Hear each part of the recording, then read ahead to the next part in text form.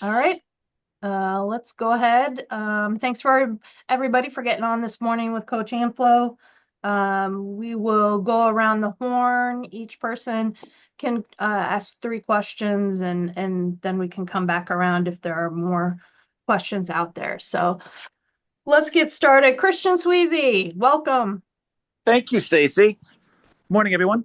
Hello, Joe Christian. Amplo, a couple questions about Army. Coletti looks like he took 20 faceoffs last week, but I know he'd been out for a while. What did you see from him on film, and are you expecting 100% from him on He looked Saturday? great. Yeah, he looked great. Back to his old stuff. I think the rest certainly helped him. Probably made him better. He's excellent. He's doing all the things that we expect him to do. Does not look like he missed a beat at all. On the Along those lines, is there an update on Hayashi? It's day to day now. It's getting closer and closer.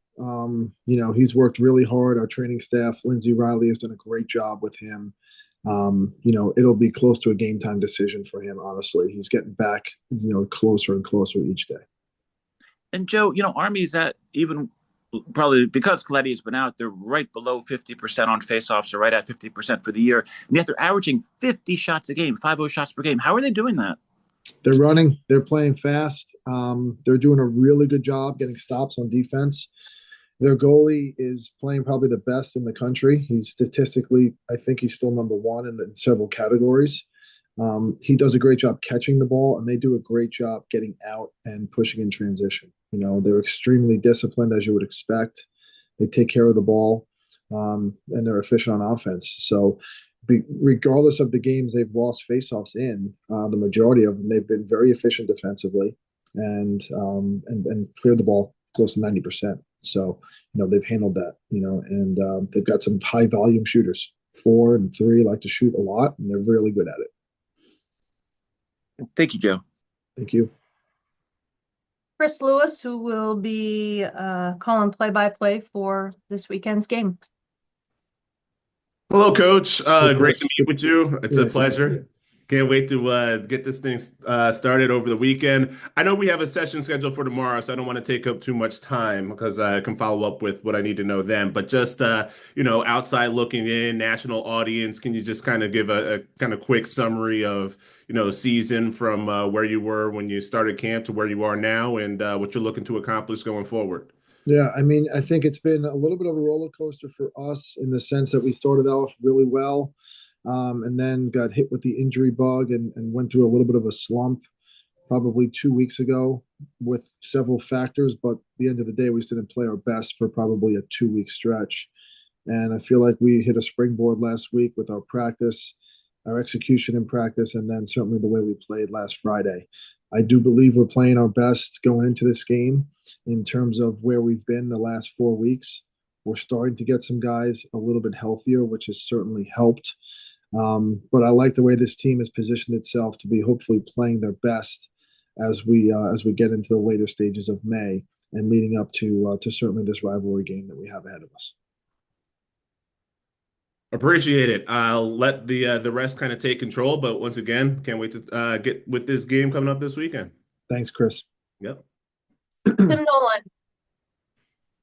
Joe, growing up in Farmingdale, what did the Army-Navy rivalry first mean to you as a kid? Well, Farmingville, man. Farmingville and Farmingdale are two different places, but the farming is the last thing we did in those towns. I can tell you that. They were just blue collar people. I like to tell my friends from Farmingdale that they're a little bit closer to the white collar side of the tracks than the Farmingville people. You can't insult me like that because one is a 516 area code, the other one is a 631 area code, Tim. All right. So we've got to make sure we've got that distinction clarified. I'm looking at my bookshelf and I see John Feinstein's Army Navy book, and I remember that was one of the first books I completed as a young person, start to finish. Most books I rushed through and got the cliff notes, but that was one of the first ones I finished, and I've gone back to that. And God rest his soul, who John had just recently passed. I've read almost every one of his books, but that to me started to capture the excitement of it. I remember as a young kid always watching the Army Navy game in December on the football field, and that was an event for me. It was just, you have so much respect for what these young men have to do, choose to do, and you grow up as an athlete, and you grow up loving rivalries and sports, you find yourself looking at the Army Navy experience as a true fan. So it meant a lot to my childhood in the sense that it was always an event for me to watch the football game, certainly, and then as a lacrosse player, to witness that from afar. Those are 2 days of the year that you remember as a kid growing up, because it just provided that experience for you as a fan. Well, thank you, Coach Amplo from Farmingville. Next question would be, you guys really fed off the juice when you took on Hopkins on a weekend game at Marine Corps. Do you anticipate a similar atmosphere fueling you boys this weekend? Yeah, I do expect to be a great atmosphere.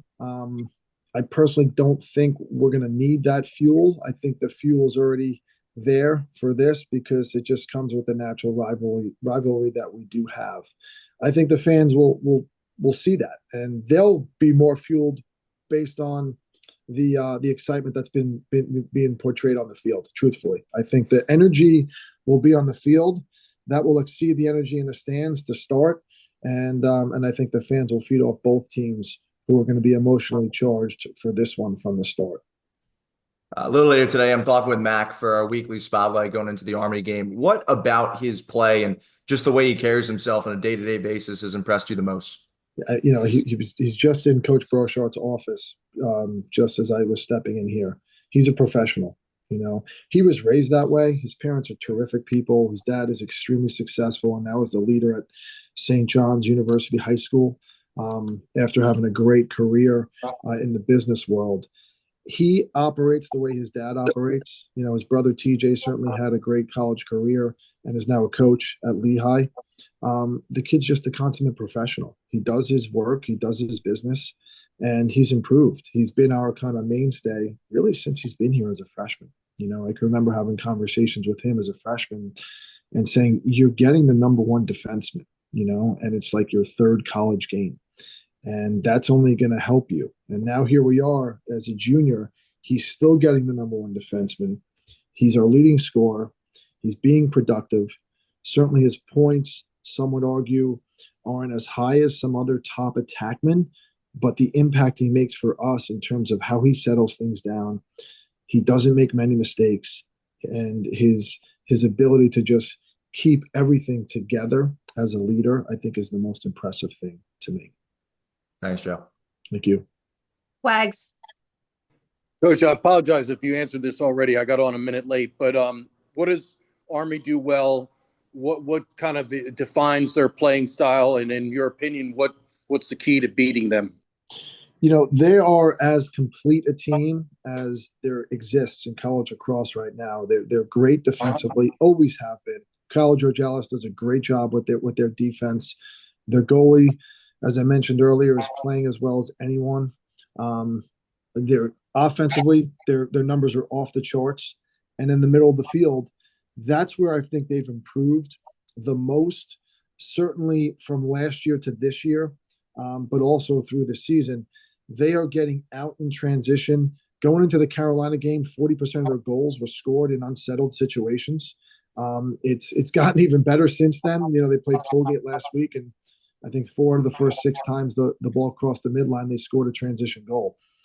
So they're dangerous there, and then when you get them in the box defensively, Justin Ward, who's been there for 6 or 7 years, you can see his system is fully in place and his guys buy into it. And he's done a good job putting the pieces of what they have in the right spots.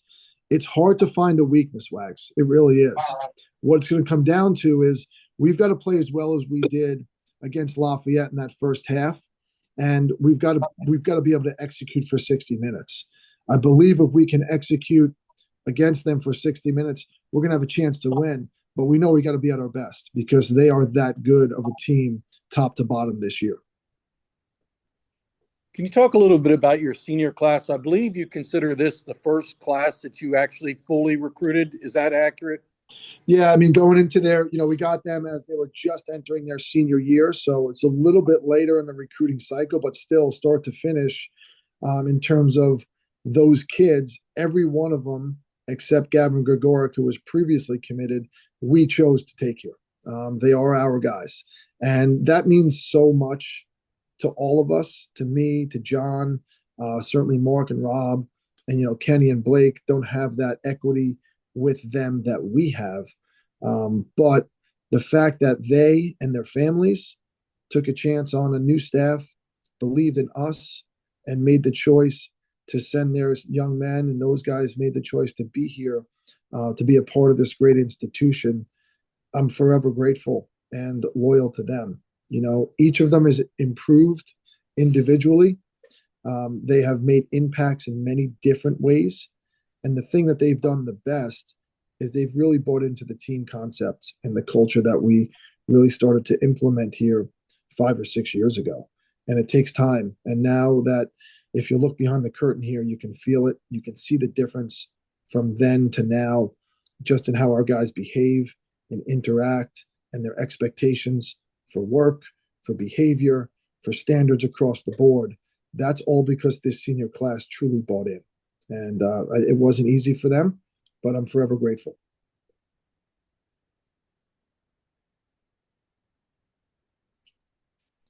All right.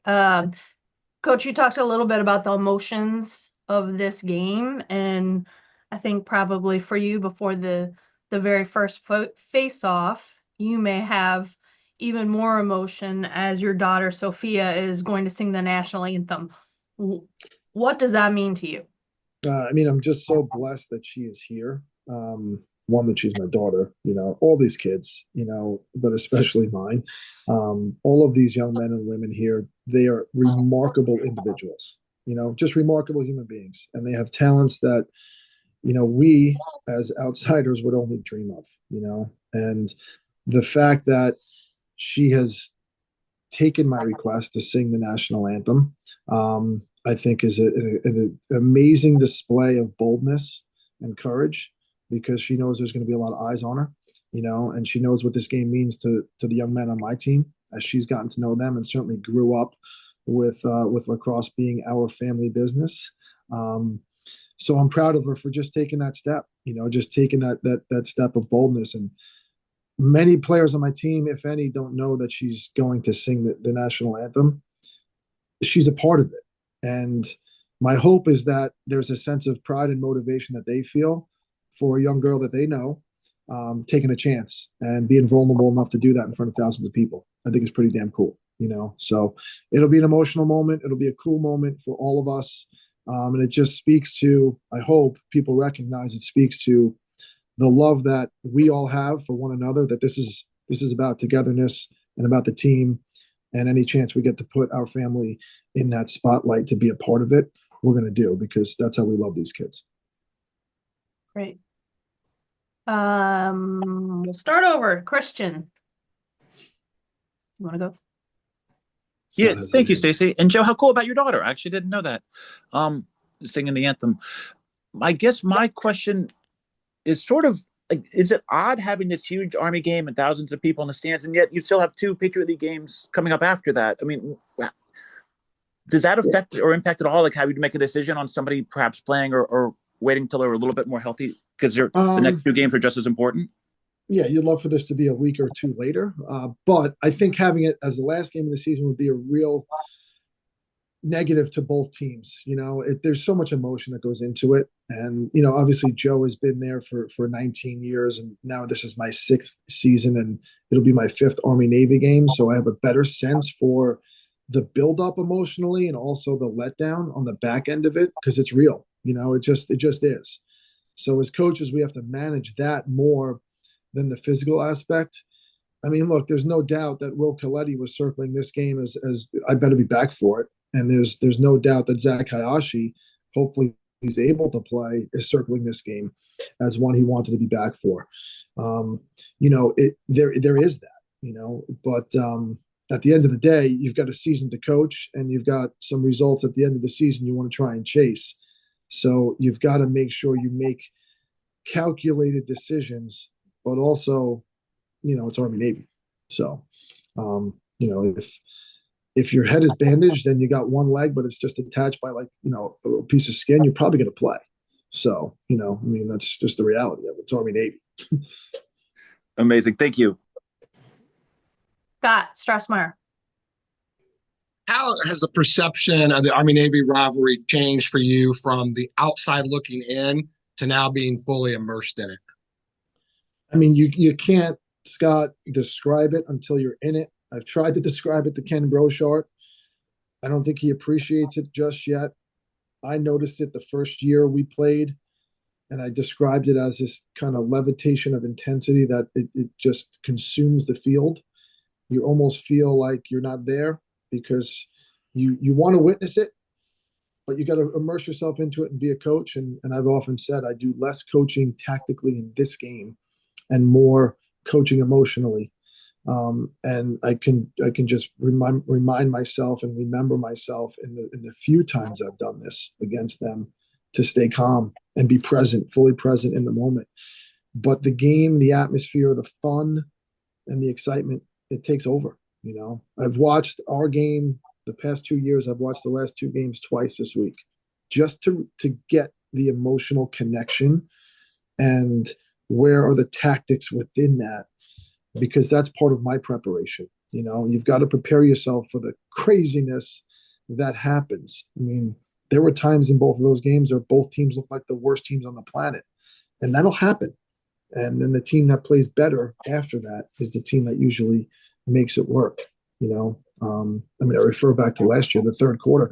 I don't think in my 25 years of coaching, there's ever been a quarter where there was no goals scored for either team, you know, and then it's 7-6 going into the fourth, but we just basically wasted 15 minutes of playing lacrosse and nothing happened, but everything happened, you know, and that's the Army-Navy game. And then they outplayed us in the fourth. So, you know, there's that sense of it, if that answers your question, Scott. Sure did. And then secondly, the uniform reveal last night, wearing the Fear the Bones uniform, like football, baseball, and women's lacrosse as well.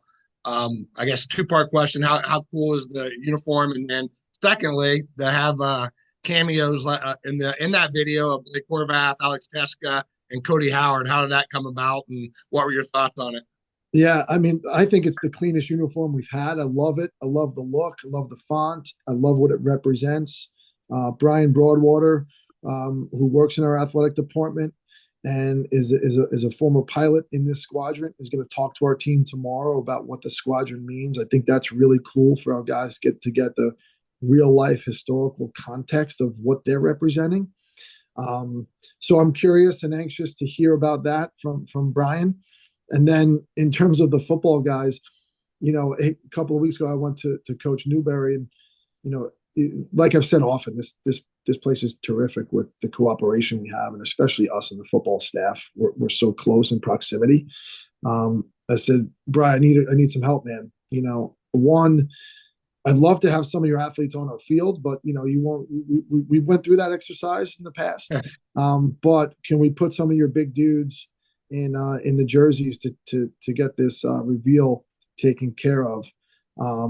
So he's like, absolutely. So we put the request in for anybody who had previous lacrosse experience, looked like a lacrosse player. I'm not sure the right guard and the center fit our athletic build, but most other guys do. And I just wanted Blake to be a part of it, because the way those kids handled that experience in that game is exactly what our kids need. You know, we're the underdogs, and all season in football, everyone was talking about Army, and I love the fact that everybody's talking about Army this year. You know, for us, and rightfully so. They're deserving of it. You know, and our kids need to understand that they're fighting an uphill battle against a great team.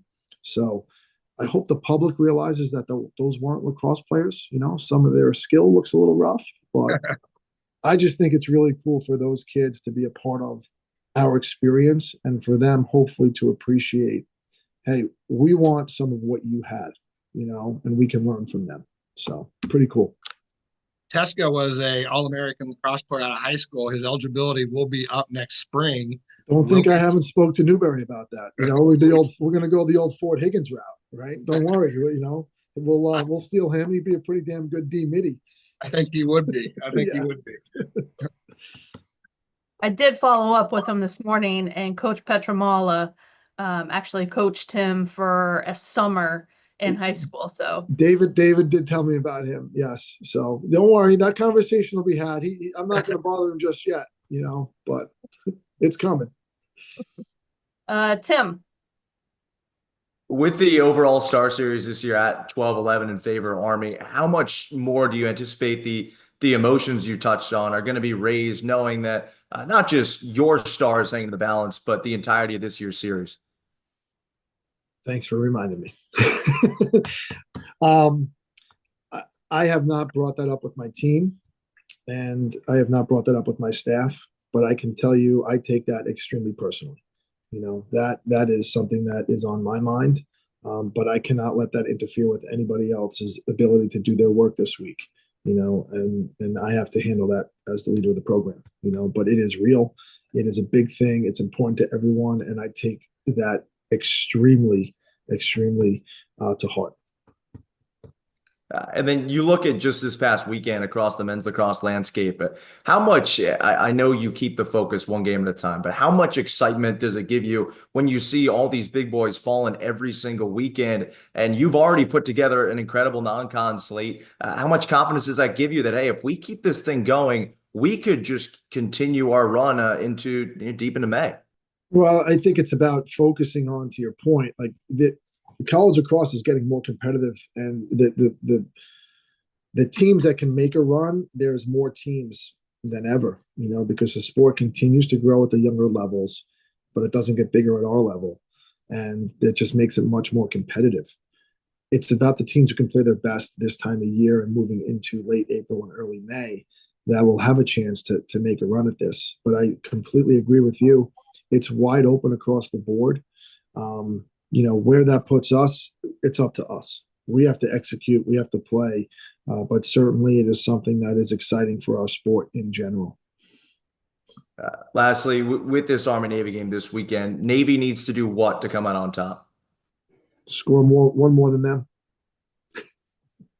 I mean, it's that simple. We got to figure out a way to win.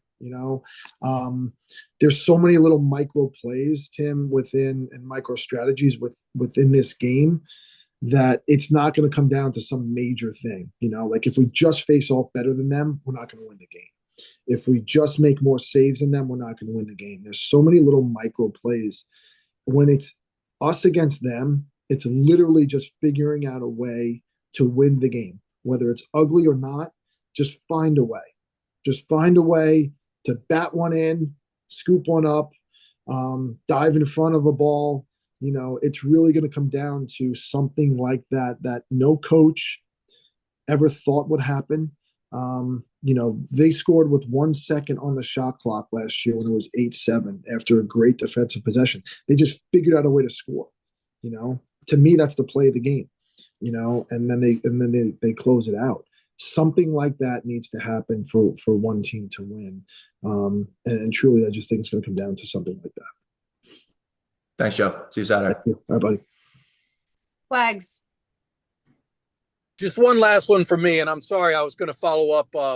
I'm in the Capitals Iceplex trying to do an interview with Alex Ovechkin, and this is causing a major problem. But Wags, you over me? Come on, buddy. I'm trying to do both. But I appreciate you. With regard to the seniors, how much have they meant to establishing the culture that you want established here? Everything. You missed it, but I'll say it again. Literally every one of them has bought in such a strong way. We came up with our principles a few years ago: bold, accountable, together with love. It sounds out the acronym BATTLE. Those guys live it. They've designed the behaviors and made the standards that represents. In the fall, each of them took a leadership role.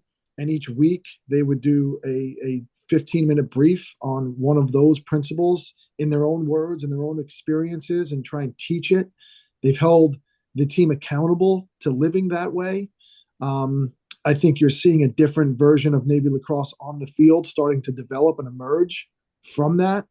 But mostly, and this is what I'm most proud of, if you look behind the curtain, you see where the difference is. And some see it on the field now, others will later, hopefully. But really, the way these young men live their lives, how they walk around the yard, how they treat people, the expectations they have for themselves as students, themselves as future military leaders, good human beings, what it means to know right from wrong and how they exist and interact in the world. That's what they've made a major, major difference. And they love lacrosse. They didn't love lacrosse 6 years ago. I can tell you that. While there was some success, there was no love for this sport. With that, they've also become unbelievably respected members of the brigade and are going to go and do wonderful things as leaders for the Navy and Marine Corps. Thanks, Joe. Thank you, bud. Any other questions for Coach?